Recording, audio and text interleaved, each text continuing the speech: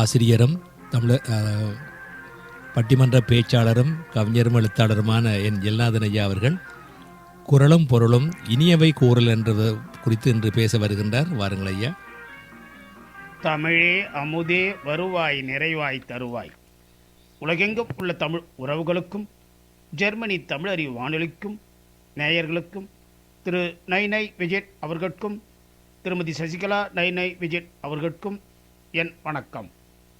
குரலும் பொருளும் அதிகாரம் 10 இனியவை கூறல் எனும் தலைப்பில் திருவள்ளுவரை தொழுது என்னுள் பதிந்தவைகளை உங்களோடு பகிர்ந்து கொள்கிறேன். தக்கோலம் என் ஜலநாதன், உத்திரமேரூர், தமிழ்நாடு.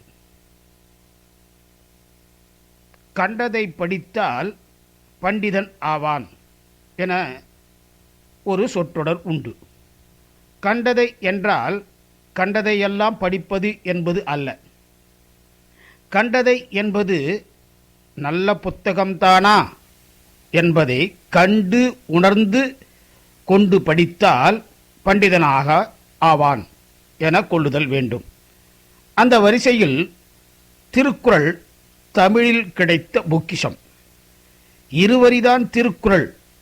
அதனை படிக்க படிக்க திருவருளை நமது வாழ்க்கையில் நல்கும். திருக்குறள் நமது வாழ்வில் இருளற்ற வாழ்வினை அமைக்கும். திருக்குறளை படிப்போம், நம் மனதில் பதிப்போம். வாழ்வதிலும் திருக்குறளை பின்பற்றி செல்வோம்.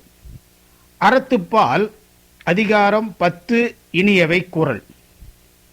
மகிழ்ச்சியை தரக்கூடிய இனிய சொற்களை கூறல்.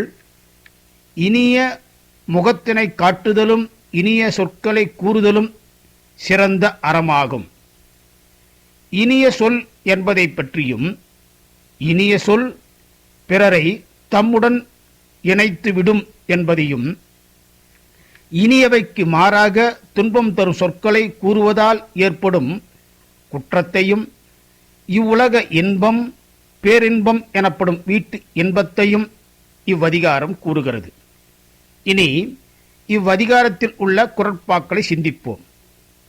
91வது திருக்குறள். இன்சொலால் ஈரம் அலை படிறு இலவாம் செம்பொருள் கண்டார் வாய்ச்சொல். மெய் உணர்ந்தார் வாய்ச்சொற்கள் இன்சொற்களாம். அவை அன்பு கலந்து வஞ்சனை இல்லாதவைகளாகும்.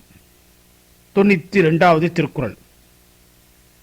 அகன் அமர்ந்து ஈதலின் நன்றே முகன் அமர்ந்து இன்சொலன் ஆகப் பெறின். முகம் மலர்ந்து இன்சொல் உடையவனாக இருக்க பெற்றால் அது மனமுவந்து ஒரு பொருளை கொடுத்தலை காட்டிலும் நல்லதாகும். 93வது திருக்குறள்.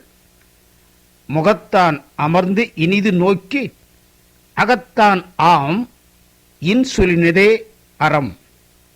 ஒருவரை கண்டபோதே முகமலர்ச்சியோடு விரும்பி இனிதாக நோக்கி பின்பு அவர் நெருங்கி வந்ததும் அகமலர்ச்சியோடு கூடிய இனிய சொற்களை சொல்லுவதே அறமாகும். 94வது திருக்குறள். துன்புறுவும் துவ்வாமை இல்லாகும் யார் மாட்டும் இன்புறுவும் இன்சொலவர்க்கு. யாரிடத்திலும் இன்புறுத்தும் இன்சொல்லை சொல்பவர்க்கு துன்புறுத்தும் வறுமை என்பதே இல்லையாம். 95வது திருக்குறள். பணி உடையன் இன்சொலன் ஆதல் ஒருவருக்கு அணியல்ல மற்ற பிற. யாரிடத்திலும் பணிவு உடையவனாகவும் இன்சொல் கூறுபவனாகவும் இருப்பதே ஒருவனுக்கு அணியாம். மற்ற அணிகள் அணிகள் அல்ல. 96வது திருக்குறள். அல்லவை தேய அறம் பெருகும் நல்லவை நாடி இனிய சொலின். பிறர்க்கு நன்மையானவற்றை ஆராய்ந்து அறிந்து அவற்றை செவிக்கு இனிதாக ஒருவன் சொல்வான். ஆனால் அவனுக்கு தீவினை பயன் தேய தேய நல்வினை பயன் பெருகும். 97வது திருக்குறள். நயன் ஈன்று நன்றி பயக்கும் பயன்